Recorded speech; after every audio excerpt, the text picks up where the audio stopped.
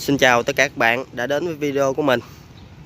Hôm nay mình sẽ giới thiệu cho các bạn về một dòng xe tải Hino 500 FC GNTC.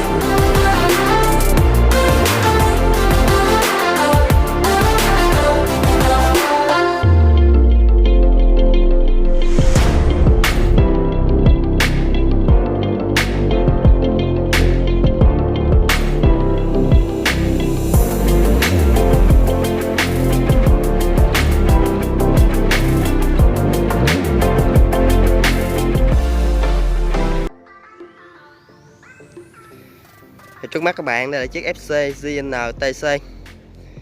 Thường nó được gọi tắt là FC GN.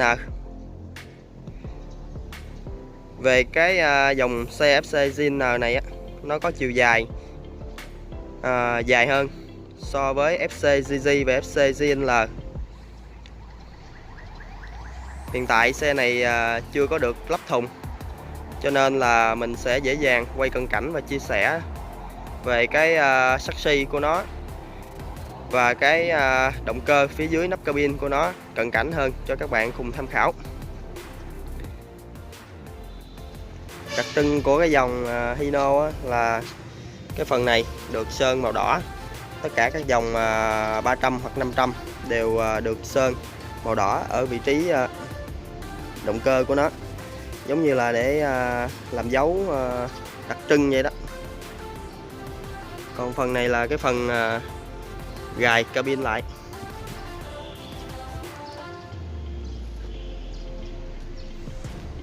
Còn phần ở ngoài mé bên tài ở sau lưng cabin đó là cái hệ thống cho các bạn lật cabin lên. Có cả chốt gài an toàn cho các bạn khi mà các bạn bật cabin gài lại thì các bạn khóa lại, giữ an toàn cho cái đầu cabin.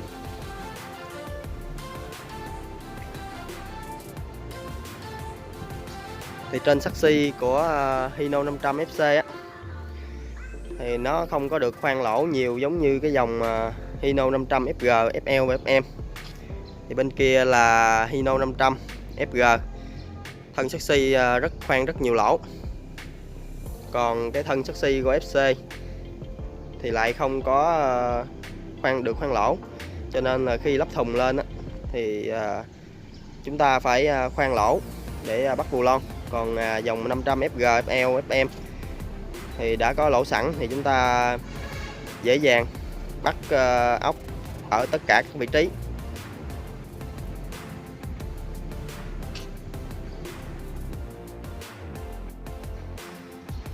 Về đối với cái thông số lớp trước và lớp sau, kích thước lớp đều giống nhau, có kích thước là 8.25/16.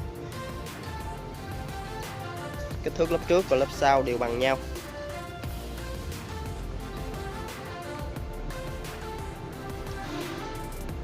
Ở đây là cái phần cầu sau của chiếc FC này. Do là chiếc FC này là phanh thủy lực, cho nên là các đường ống này được làm bằng sắt nha các bạn.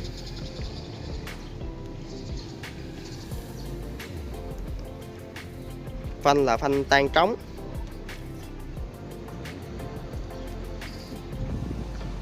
Các bạn có thể thấy là cái phần thân chassis từ đầu cabin đến phần đuôi cabin rất là dài.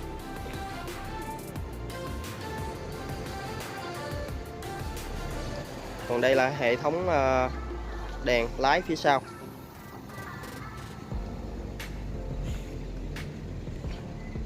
Thì tất cả đèn lái của dòng xe tải Hino 500 kích thước đèn nó đều giống nhau.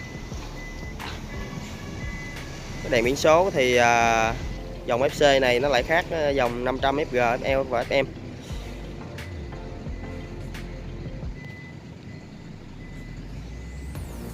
Trang bị cho mình là một cái bánh sơ cua.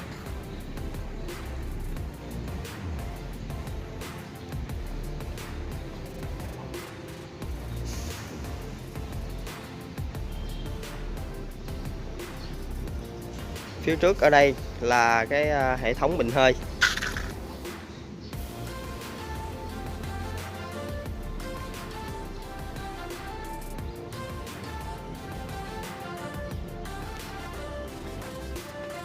Hiện tại mình đang chia sẻ cho các bạn là dòng FC GN tiêu chuẩn khí thải Euro 4, giảm độc hại ô nhiễm môi trường. Hiện tại thì dòng Euro 4 dòng FC này đang được nhiều người dân ưa chuộng. Thùng của nó cũng rất là dài cho nên là dễ dàng chuyên chở được nhiều cái hàng hóa mà to. Bây giờ mình sẽ lật cabin lên chia sẻ cho các bạn về cái động cơ phía dưới cho các bạn thấy.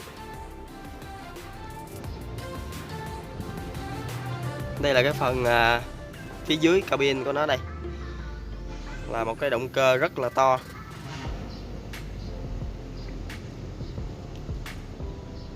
Nhìn vào cái động cơ của các chiếc xe tải Hino á, mình cảm thấy rất là thích. Nhìn nó rất là đẹp mắt và cái độ hầm hố của nó mình thấy rất là đã luôn. Nhìn động cơ máy móc sạch sẽ.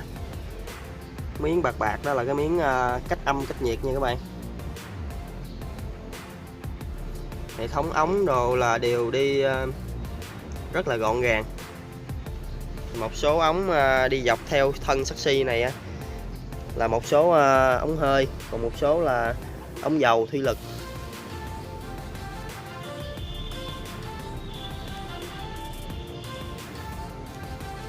Cái phần này là cánh quạt, còn phần này là cái cách nước.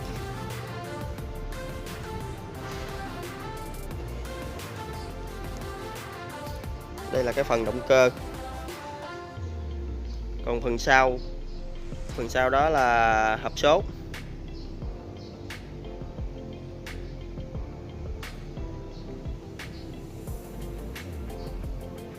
Khi mà các bạn chạy xe tải Hino để đi đường dài các bạn có cảm giác rất là an tâm. Thì nếu mà như các bạn có điều kiện các bạn nên mua và lựa chọn cho mình những cái dòng xe tải Hino. Nó rất bền bỉ và khi các bạn lái nó cũng tạo được sự thoải mái cho các bạn nữa. Và bây giờ mình sẽ lật cabin xuống và mình bước lên bên trong cabin chia sẻ cho các bạn một tí xíu.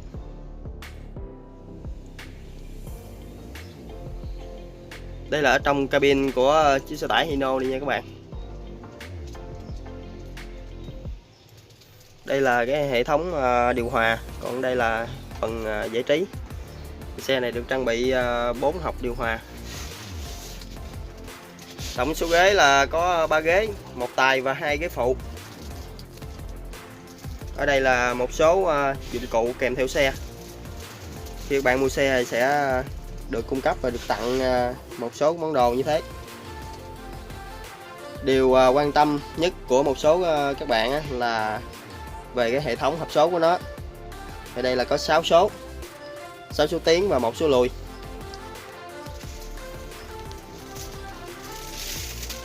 Thắng tay là thắng tay cơ nha các bạn. Đối với dòng FC là không có phanh lốc kê hơi.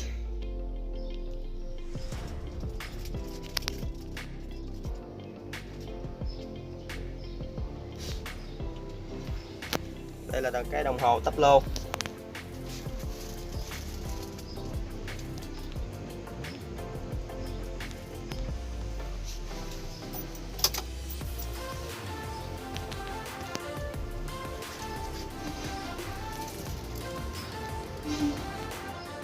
cửa thì kính được là điều chỉnh chỉnh điện, có hộp gạt tàn thuốc ở hai bên luôn. Phần gương chiếu hậu là có một gương to và một gương nhỏ.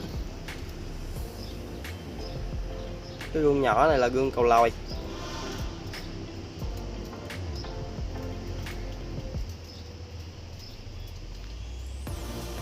Không biết các bạn nhìn cái xe tải Hino này các bạn có thích không? Đối với mình là mình cảm thấy mình rất là thích. Mình thích kể cả nội thất, ngoại thất, hình dáng của Hino mình rất là ưng ý.